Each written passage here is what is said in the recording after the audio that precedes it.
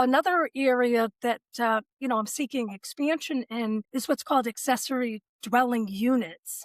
And I'm working as an advisory capacity with a startup company that will take that concept and make it much more affordable. This particular project that I'm working on is a self-built, eco-friendly, very affordable dwelling, almost like a glamping style, but could be used year round and, follows all of the zoning permits, in terms of accessibility and safety and fire and security, but also is less than 8,000 or between 8,000 and $10,000 to build and also to disassemble. Welcome to the Real Estate Pros Show, where we interview real estate investing professionals from coast to coast, as well as the service providers that serve the real estate investing industry. Our goal is simple: share what's working now to help you improve and scale your business to the next level and meet the pros that can help you get there. Real Estate Pros is powered by Investor Fuel, America's leader in helping real estate investors and professionals build the business you need to live the life you've always dreamed of. Let's start today's show. Property insurance for real estate investors doesn't have to be difficult, but it does need to be there to protect you when you need it. MyInvestorInsurance.com not only provides insurance at 15 to 30% cheaper than traditional agencies, it's built specifically for real estate investors like you.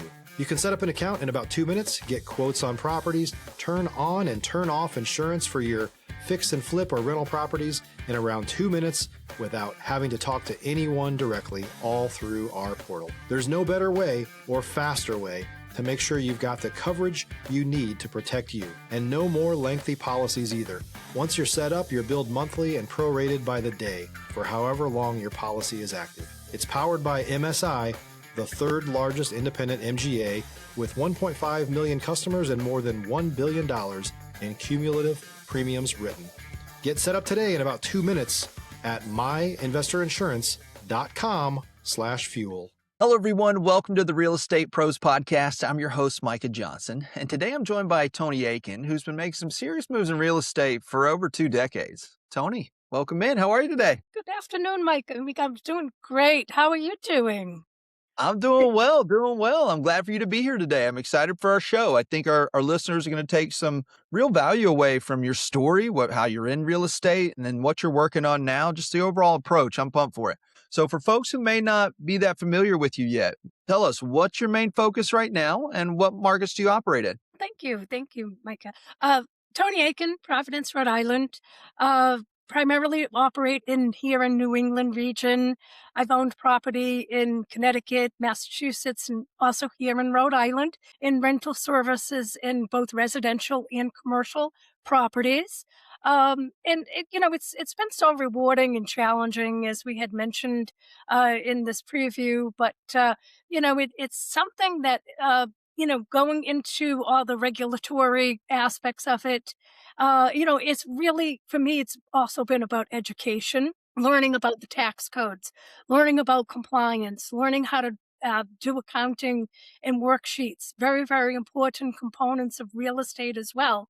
But I also see it as a people-pleasing business, and the customer service has been a primary focus in that model that I've just mentioned. Because you're on like some boards and commissions, correct? You're serving your local area in the real estate sector. That's correct. Yes, I am currently a commissioner for public housing, and it's very, very rewarding because I grew up in public housing. So that was a main factor when I later in life, wanted to be able to provide, those very same services to somebody else, safe housing where they can live and work, and be able to be part of the integral part of the community, and also as a school board member. So education, again, is very, very important to me, both public education and also just, continued lifelong learning about, like I say, so many modalities with real estate development. And it's a very exciting time for it because, in the public sector, we're making actually history here in Rhode Island to cross over into development. So contrary to popular belief, that, public housing and public initiatives are for low income, that's not necessarily the case. It's for all incomes. And, we're crossing over into that new realm. Take us deeper into the project. What are you working on? What's that goal for 2026 here? Stop living on an island and join the #1 mastermind in America for professional real estate investors. Investor Fuel is a community of hundreds of the nation's top investors working together to build stronger businesses and better lives.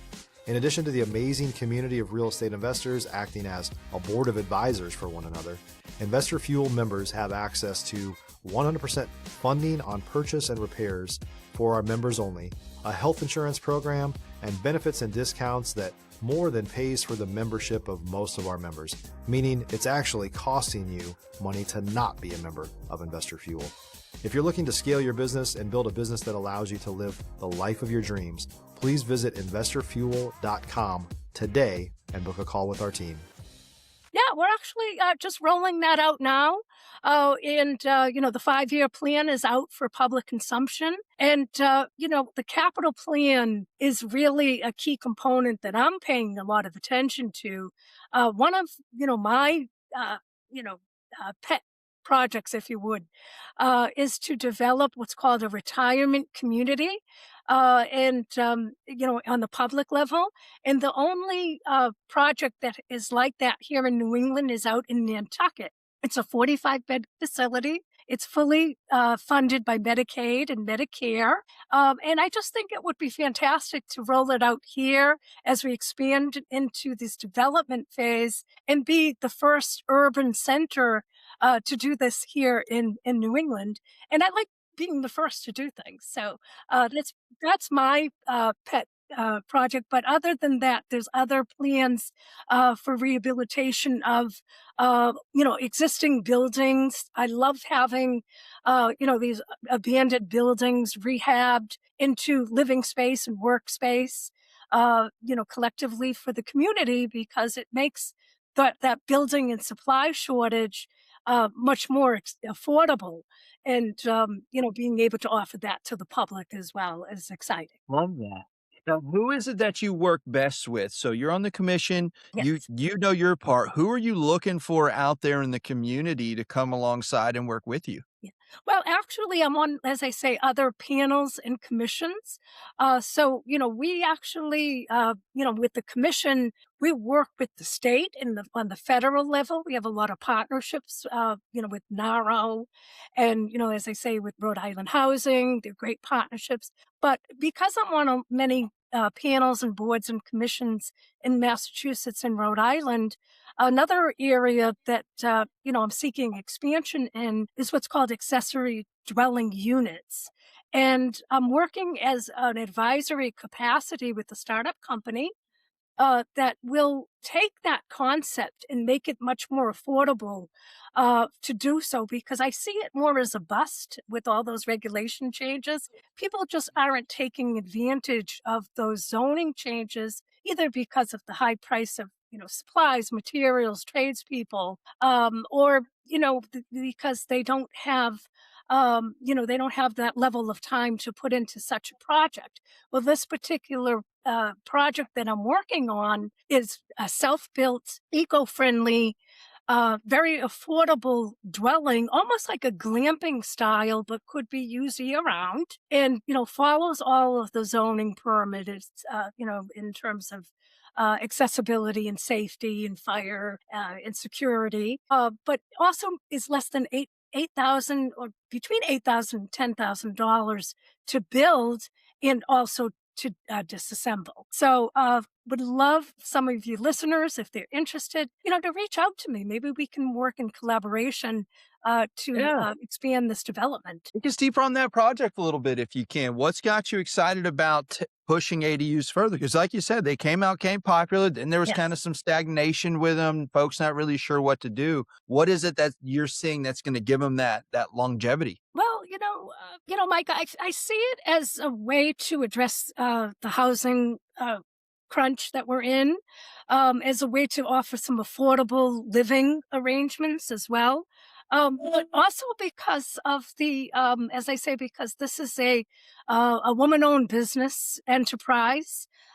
This is, a startup here that developed here in Rhode Island. The roots are here in Rhode Island, from Charlestown, Rhode Island, with almost, like I say, the ground beneath us, and very easy assembling, very accessible.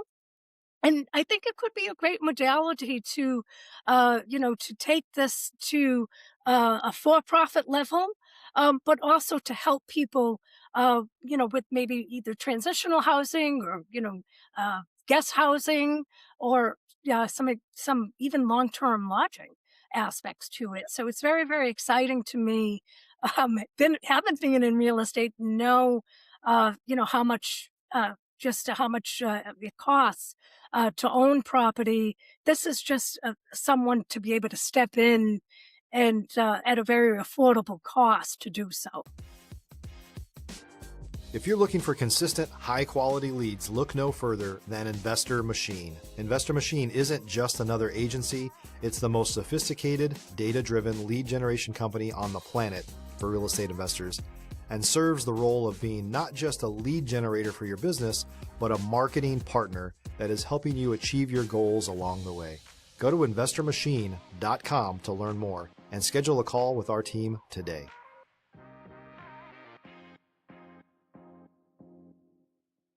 Using what they already have. That's what's exciting as they catch on. Is it's a way for us to solve that density problem, to be able to put more units inside places that allow people to live. Even opens up the door to be a real estate investor if you do it right in the right spot. Like it truly allows you to capitalize on what you're doing, whether you own a bunch of houses or not, or you just want to get into it. You want to have one in your backyard. Literally, it's one of those possibilities. I'm excited about them too. See what's out there in the future for them.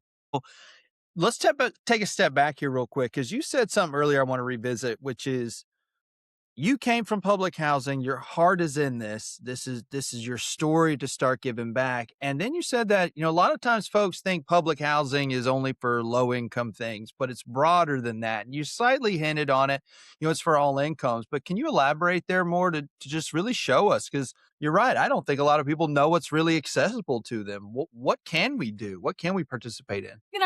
It's a big misconception there, Micah. So, the 5-year plan that's out there, I'm happy to share it with you and your listeners, really will take that more in detail level to explain that. But as I say, the senior living is a big factor, senior housing. And I'm very proud when I joined the commission that I voted in favor of making more facilities strictly for senior housing.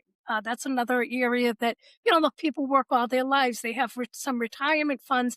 The cost of health care keeps increasing. That's going to, factor into your retirement wages, your savings. And, they might have had their own home at one time. They might have want to downsize. So these are the times that we're looking at where, they might be able to afford assisted living, but if we can offer them safe, affordable, conveniently located with proper amenities in a location that's convenient.